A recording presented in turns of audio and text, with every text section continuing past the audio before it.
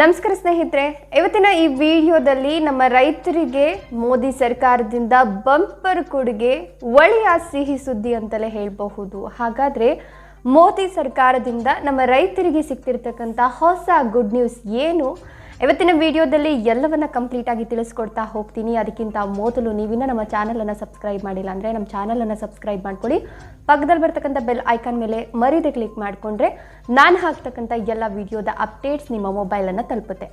ಸ್ನೇಹಿತರೆ, ಮೋದಿ ಸರ್ಕಾರದಿಂದ ರೈತರಿಗೆ ಸಾಕಷ್ಟು ಯೋಜನೆಗಳನ್ನು ಜಾರಿಗೆ ತರಲಾಗಿದೆ ಅಂತಲೇ ಹೇಳಬಹುದು. ಕಿಸಾನ್ ಸಮ್ಮಾನ್ ನಿಧಿ ಯೋಜನೆ ಅಂತೂ ಬಹಳಷ್ಟು ಜನರಿಗೆ ಅನುಕೂಲವಾಗಿದೆ ಅಂತಲೇ ಹೇಳಬಹುದು. ಯಾಕಪ್ಪ ಅಂತಂದರೆ ಕಿಸಾನ್ ಸಮ್ಮಾನ್ ನಿಧಿ ಯೋಜನೆಯ ಅಡಿ ವರ್ಷಕ್ಕೆ 6,000 ರೂಪಾಯಿ ನಮ್ಮ ರೈತರ ಬ್ಯಾಂಕ್ ಖಾತೆಯನ್ನು ತಲುಪ್ತಾ ಇದೆ ಅಂತಲೇ ಹೇಳಬಹುದು.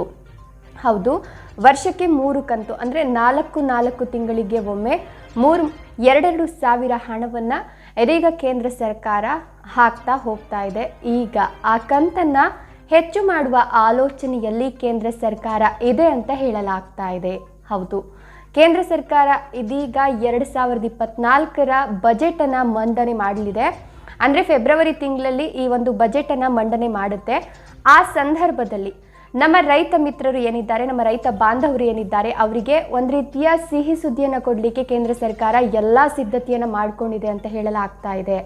ಅಂದರೆ ಈಗ ಏನು ವರ್ಷಕ್ಕೆ 3 ಕಂತುಗಳಲ್ಲಿ ಹಣವನ್ನು ರೈತರಿಗೆ ಹಾಕ್ತಿದ್ಯೋ ಅದರ ಜೊತೆಗೆ ಇನ್ನೊಂದು ಕಂತು ಅಂದರೆ ಇನ್ನು 2,000 ರೂಪಾಯಿ ಹೆಚ್ಚಿಗೆ ಹಣವನ್ನು ಕೊಡಲಿಕ್ಕೆ ಇದೀಗ ಕೇಂದ್ರ ಸರ್ಕಾರ ತೀರ್ಮಾನವನ್ನು ಮಾಡಿದೆ ಅಂತ ಹೇಳಲಾಗ್ತಾ ಇದೆ.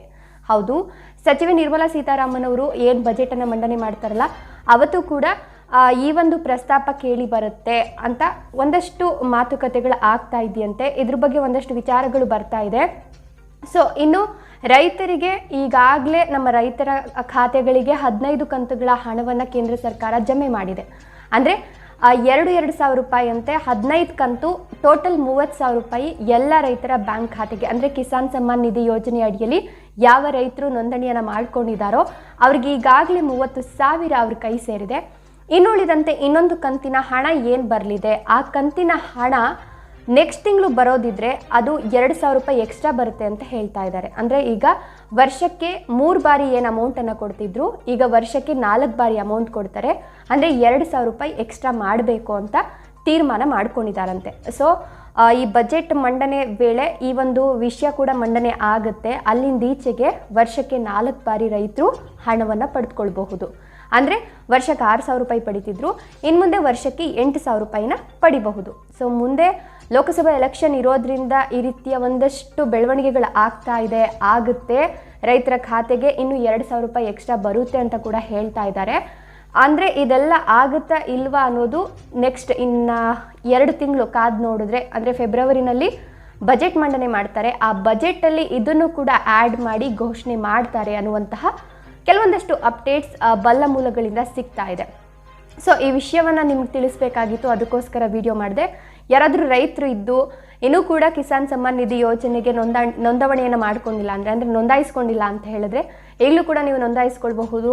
ನಿಮ್ಮ ಬ್ಯಾಂಕ್ ಪಾಸ್ಬುಕ್ ಪ್ರತಿ ಇರಬಹುದು, ಆಧಾರ್ ಕಾರ್ಡ್ ಇರಬಹುದು, ಜೊತೆಗೆ ನಿಮ್ಮ ಜಮೀನಿನ ಪಹಣಿ ಪತ್ರ ಇರುತ್ತಲ್ಲ ಅದನ್ನು ತೊಗೊಂಡೋಗ್ಬಿಟ್ಟು ನೀವು ಅಪ್ಲಿಕೇಶನ್ ಹಾಕಿದ್ರೆ ನೀವು ಕೂಡ ವರ್ಷಕ್ಕೆ 4 ಬಾರಿ 2,000 ರೂಪಾಯಿ ಹಣವನ್ನು ಪಡೆದುಕೊಳ್ಬಹುದು. ಸೊ ಇನ್ನು ಮುಂದೆ ವರ್ಷಕ್ಕೆ 3 ಬಾರಿ ಪಡಿತಿದ್ದಂಥ ಹಣವನ್ನು ವರ್ಷಕ್ಕೆ 4 ಬಾರಿ 6,000ದ ಬದಲಿಗೆ 8,000 ಹಣವನ್ನು ಕೊಡಲಿಕ್ಕೆ ಕೇಂದ್ರ ತೀರ್ಮಾನ ಮಾಡಿದೆ. ಈ ಒಂದು ಗುಡ್ ನ್ಯೂಸ್ ಬಗ್ಗೆ ನೀವೇನು ಹೇಳ್ತೀರಾ? ನಿಮ್ಮ ಅನಿಸಿಕೆ ಅಭಿಪ್ರಾಯಗಳನ್ನು ಕಮೆಂಟ್ ಮಾಡೋದನ್ನು ಮರಿಬೇಡಿ. ವಿಡಿಯೋ ಇಷ್ಟ ಆದರೆ ಲೈಕ್ ಮಾಡಿ, ಶೇರ್ ಮಾಡಿ. ಧನ್ಯವಾದಗಳು.